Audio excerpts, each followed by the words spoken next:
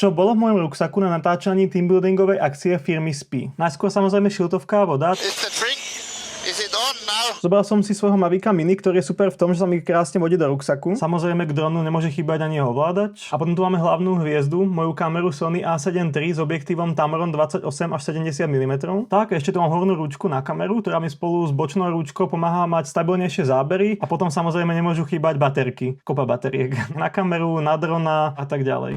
Ďalšia dôležitá vec sú nástroje na čistenie kamery. No a potom tu mám ešte GoPro Hero 9 a samozrejme teda k nemu náhradnú baterku. Keďže tento event bol v štýle Spartan Race, tak som zobral aj popruh na hruď, ktorý sme použili na to, aby sme mohli mať zábery z prvej osoby z toho behu. Mimoriadne dôležitá vec, ktorú pri natáčaní vonku nemôžem vynechať, je ND filter, vďaka ktorému si môžem stmaviť svetlo, ktoré mi ide do kamery a mať krásne rozmyslené pozadie, keď to potrebujem. No a potom už také drobnosti, ako sú náhradné vrtuľky na drona a káble na nabíjanie. Tak a to je všetko, čo som mal zbalené na natáčanie.